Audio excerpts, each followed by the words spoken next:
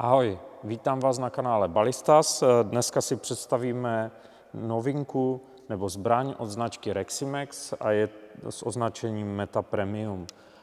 Už jsme měli předtím video na zbraň Meta od této značky. Toto je pouze úprava Premium, takže se nebudeme tomu nějak dlouze věnovat, nebudu říkat kompletní specifikace, protože se můžete podívat už na to naše první video. Jedná se o klasickou PCP vzduchovku od tohoto tureckého výrobce, který je u nás v nabídce už, myslím si, že 5 let. A co se kvality týká, tak opravdu mívá dobře zpracované vzduchovky. Za tu cenu, za kterou je nabízíme, tak si myslím, že to je výhodná koupě, protože opravdu s nima se dá střílet přesně a ve vysokých výkonech. Tak pojďme si říct něco teďka k tomuto modelu. Je to klasická bullpup vzduchovka, to znamená co nejkratší zbraň, co nejdelší hlavní. Provedení Premium má hlaveň délky 700 mm.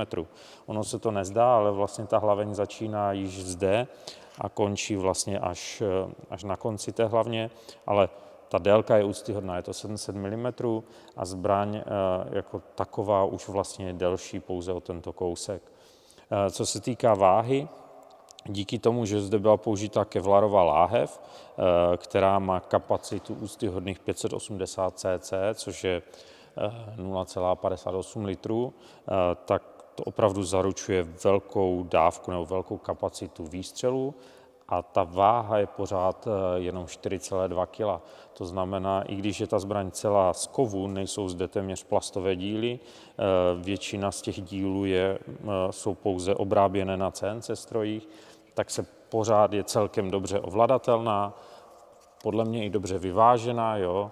Ono to jde vidět, ono to jde cítit hlavně u té zbraně, že já když to chytím, tak to nepřepadává na předek, anebo to netlačí dozadu. Je zde krásně nastavitelná bodka, teďka je uvolněná, ale vlastně i na tom, jak je to teďka uvolněné, můžete krásně vidět, že si můžete ty pacičky nastavit tak, aby vám to sedlo do ramene. Je zde výkonové kolečko, výrobce uvádí výkon až kolem 62 joulů, u té ráže 635, což si vyzkoušíme. Zde si naměříme, jak ta zbraň, jakou má konzistenci, naměříme si maximální úsťovou energii nebo maximální výkon a zkusíme si i přesnost na 20 metrů. Abych se k tomu vrátil, co jsou výhody toho provedení Premium, je určitě také kevlarová láhev, protože ta vám vlastně i při zvětšeném objemu vám sníží hmotnost té zbraně. Potom sedmistovková hlaveň, což nám zaručuje opravdu, já si troufnu říct, ten maximální výkon, protože zase to hodně uživatelů neví, nebo střelců, začátečníků. Čím delší hlaveň, tím můžete dosáhnout větší úsťové rychlosti, to znamená většího výkonu. Je zde 90 cc kubických centimetrů vlastně power plenum, které by nám mělo zajišťovat právě ten vysoký výkon. A potom zde máme manometry jak na regulátor, tak na tlak ve zbraní, to znamená zbraně osazena dvěma manometry a můžete sledovat i, jak se chová regulátor při té střelbě. Je zde klasický pákový mechanismus, to si ukážeme při té střelbě, ale vlastně jenom natáhnete páku dopředu, dozadu a zbraň je nabitá. AR-15 pažbička, kterou si můžete vyměnit jednoduše za dřevěnou nebo za jiné provedení. Zero angle, které jsou teďka hodně populární, to už záleží na vás. Co se týká zásobníků, měl by být 10ranný. A já jako výhodu ještě dávám, že vlastně tady na konci hlavně je... Ne, není, tak to jsem se spletl, to se omlouvám. Myslel jsem, že zde se dá našroubovat ještě i tlumič, což by ale mělo jít, akorát jde to. Takže měl jsem pravdu. Na konci zbraně je 1,5 UNF závit, to znamená, můžete zde, i přesto, že je kolem celé té hlavně šroud, tak je dostatečně utlumená, tak stále si zde můžete ještě našroubovat externí tlumič, tak, abyste nikoho při té střelbě nerušili, anebo taky, aby vás to vždycky nevylekalo, protože při těch vysokých výkonech už ten zvuk kolem té zbraně nebo při tom výstřelu je daleko větší. Klasikou je vývrlišta, to znamená osadit kvalitním puškohledem, je zde plastová lícnice, ale jak říkám, nechci se opakovat z předešlého videa. Mně šlo o to hlavně ukázat rozdíl mezi klasickým provedením Meta a provedením Premium. Ještě jednou zopakuju ty základní rozdíly. Je to délka hlavně. U toho klasického provedení jsme byli na 480 mm, tady jsme na 700. A velikost a materiál vlastně kartuše.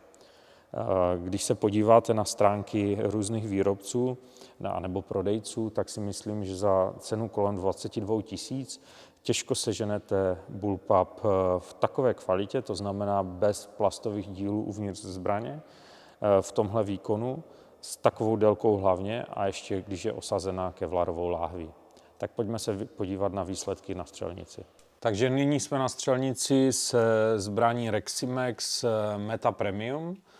Všechny technické údaje a podrobnosti už jsem říkal na předešlém videu a zároveň máme video, které se věnuje variantě Meta, to znamená bez kevlarové láhve a s kratší hlavní, tohle je 700 hlaveň, tak se pojďme podívat na to, jak střílí.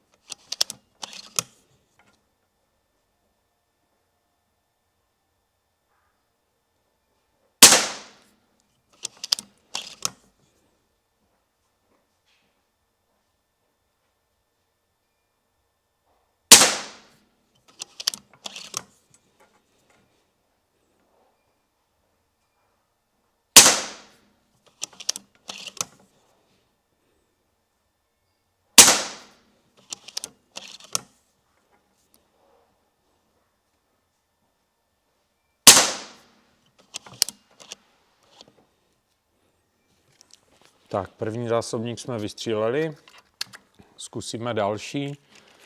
Vidíme, že ta rychlost je na tady ty diabolky, střílíme s diabolkama JSB 5,5 a o váze 1,03. To znamená asi při tomto výkonu, buď bych si snížil výkon, anebo bych si dal potom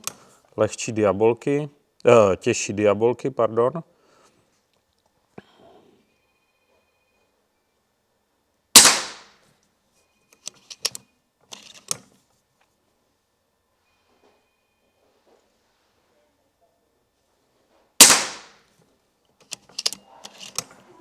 Víme, že ta úsťová rychlost je kolem 320 metrů za sekundu.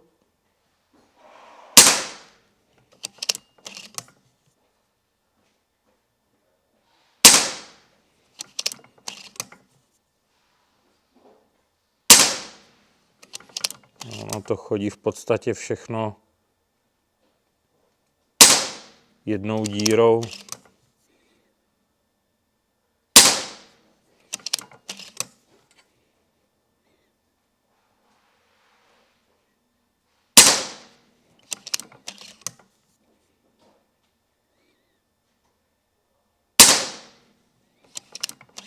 Vidíme, že ještě pořád se ten výkon trošku zvedá.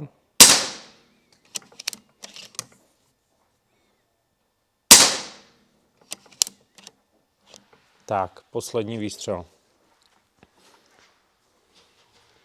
Takže viděli jsme, že na začátku při té střelbě jsme měli trošku nižší tu úsťovou rychlost, ale postupně se to zvedalo.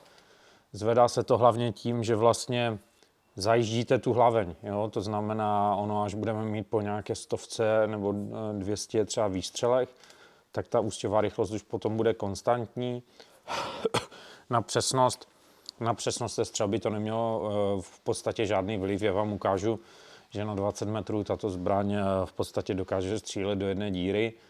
Budeme ji potom někdy muset vyzkoušet i na těch 50 metrů, což mě zajímá, jestli se tam už prokáže nějaká menší nepřesnost. Co mi vadí trošku u této zbraně je délka té nabíjecí páky, kdy je delší, ale zase ten chod je plynulý, není nějak jako těžké ji natáhnout tu páku, takže za mě OK, akorát jsem zvyklý na kratší chod. Pojistka v oblasti spouště, tak ta je trošku více tuhá, ale na druhou stranu já tu pojistku v podstatě používám jenom v případě, kdy tu zbraň dám do kufru nebo ji prostě nebudu používat, tak v tu chvíli je to OK. Není automatická, takže zase nevadí mi. Můj takový pohled na ty automatické pojistky je, že je to sice bezpečnější, ale mě to strašně kazí ten pocit z té střelby a strašně mě to při té střelbě ruší, takže já vždycky uvítám, když ta pojistka je manuální. Tak pojďme se podívat na výsledky té střelby. Takže co říct na závěr k této zbraní Reximex Meta Premium. Za mě, co se přesnosti týče, tak je to jako každá jiná PCP zbraň na tu vzdálenost 20-25 metrů. Tam se jedná spíše o chybu střelce, než o chybu té zbraně. Opravdu jsme schopni nastřílet prostě pod velikost palce, možná i menší, jde to do jedné rány. Spíš se to potom projeví více na 50 metrech, ale to budeme časem testovat. Zkusíme udělat, nachystat nějaké velké porovnání PCP zbraní na tu 50-metrovou vzdálenost. Za mě je to určitě dobrá volba, co se týká poměr cena-výkon, ono u Reximexu nebo u další značky Král, která je taky turecké výroby, tam to není jinak. Myslím si, že neprohloupíte. Zase dílenské zpracování nečekat u toho takové, jako je u zbraní české produkce nebo německé produkce, kdy uvidíte, že všechno je na CNC strojích, když to tady jsou některé odlitky nebo některé plasty, ale v té ceně je to super a já ji určitě doporučuji, takže neváhejte a kupte, nebo pokud chcete podobný model, tak bych určitě zvážil i tento model od značky Reximex.